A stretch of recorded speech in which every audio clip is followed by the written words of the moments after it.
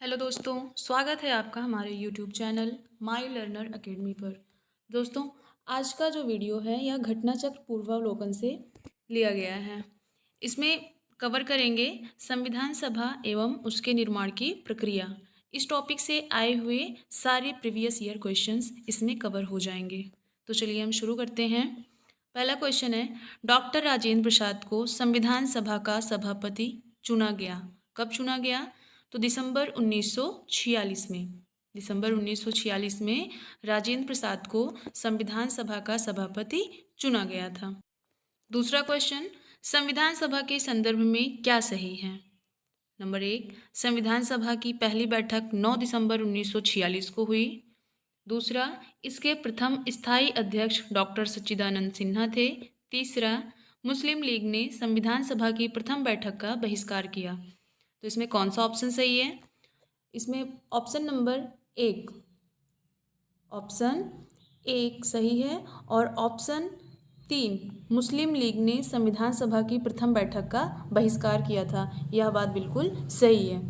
तो क्या सही है? संविधान सभा की पहली बैठक 9 दिसंबर 1946 को हुई थी। जी हाँ, संविधान सभा की पहली बैठक 9 दिसंबर 1946 को हुई थी, बिल्कुल सही है। इसके प्रथम स्थायी अध्यक्ष डॉक्टर सच्चिदानंद सिन्हा थे? नहीं, इसके प्रथम स्थायी अध्यक्ष डॉक्टर राजेंद्र प्रसाद थे। डॉक्टर सच्चिदानंद सिन्हा अस्थायी अध्यक्ष थे। तो यह बिल्कुल गलत है, ऑप्शन 2 गलत। ऑप्शन 3, मुस्लिम लीग ने संविधान सभा की प्रथम बैठक का बहिष्कार किया। तो हाँ, मुस्लिम लीग ने संविधान सभा की प्रथम बैठक का बहिष्कार किया था। तो 1 और 3 बिल्कुल सही है, ऑप्शन नंबर बी। संविधान सभा के प्रथम मनोनीत उपसभापति कौन थे? Frank Anthony, option D, Frank Anthony संविधान सभा के प्रथम मनोनीत उपसभापति थे। Option D. भारतीय संविधान सभा की स्थापना कब की गई थी? तो ऑप्शन बी, 9 दिसंबर 1946 को। 9 दिसंबर 1946 को भारतीय संविधान सभा की स्थापना की गई थी। यहीं से क्वेश्चन आता है, भारतीय संविधान सभा की पहली बैठक कब हुई थी? तो उसका भी राइट आंसर होगा 9 दिसंबर 1946 को। ठीक है, यहाँ क्वेश्चन है, आया हुआ है संविधान सभा की प्रथम बैठक कब हुई थी? तो आपने देखा 9 दिसंबर 1946।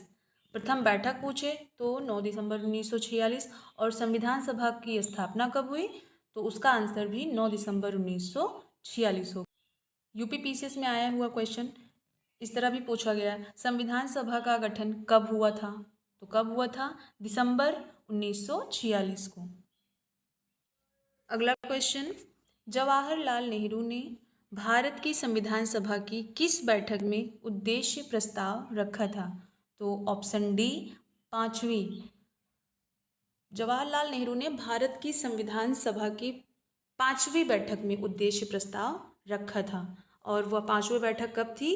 13 दिसंबर 1946 को। 13 दिसंबर 1946 को संविधान सभा की 5वीं बैठक थी। 13 दिसंबर 1946 संविधान सभा की 5वीं बैठक थी, और इसी बैठक में जवाहरलाल नेहरू ने उद्देश्य प्रस्ताव रखा था। तो इसका ऑप्शन डी, 5वीं बैठक। यहाँ पर इसकी व्याख्या भी दी हुई है, आप पढ़ सकते हैं इसको। चलिए अगला क्वेश्चन, नेहरू ने संविधान सभा में उद्देश्य प्रस्ताव कब प्रस्तुत किया था?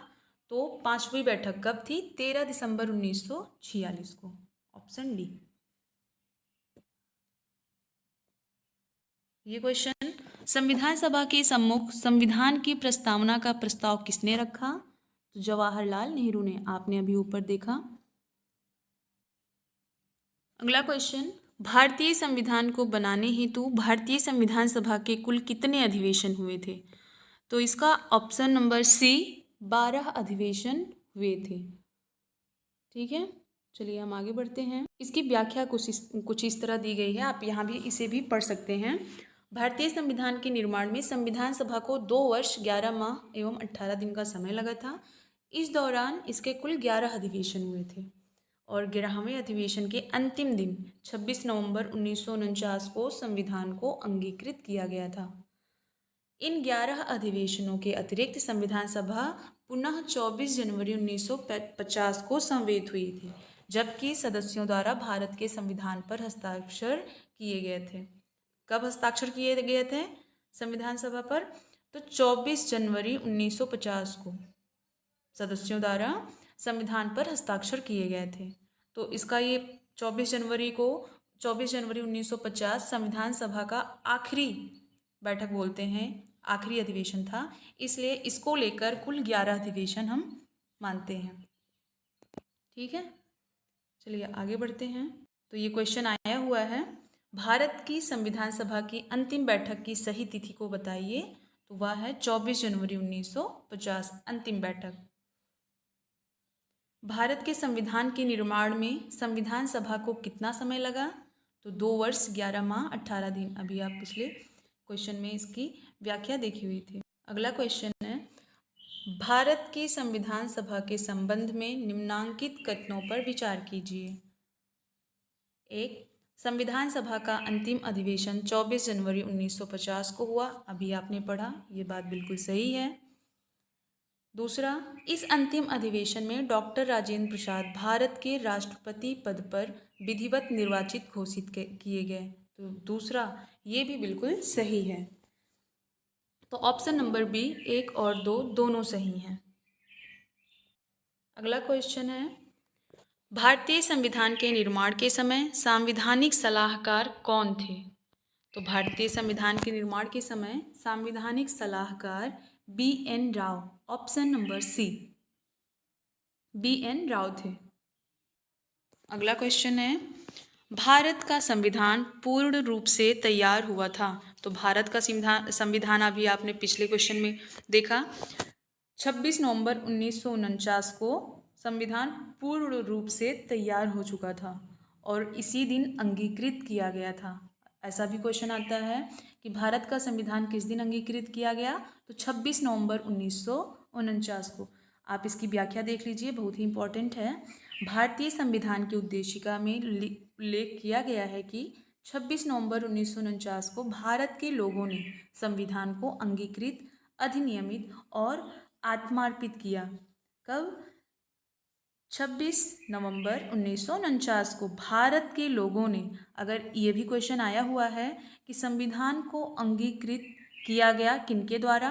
तो भारत के लोगों ने, या फिर संविधान सभा द्वारा अधिनियमित और आत्मार्पित किया।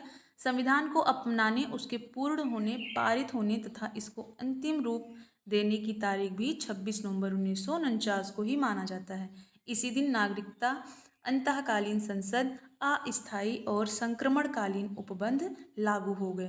तथापि संविधान के शेष उपबंध 26 जनवरी 1950 से प्रभावी हुए थे। ठीक है, अतः संविधान के पूर्ण रूप से लागू होने तथा पूर्ण रूप से क्रियान्वित होने की तिथि के रूप में 26 जनवरी 1950 को ग्रहण करते हैं। तो लागू हुआ किस दिन? 26 जनवरी 1950, लेकिन कंप्लीट किस दिन हुआ था? 26 नवंबर 1949 को। ठीक है, चलिए हम आगे देखते हैं क्वेश्चन।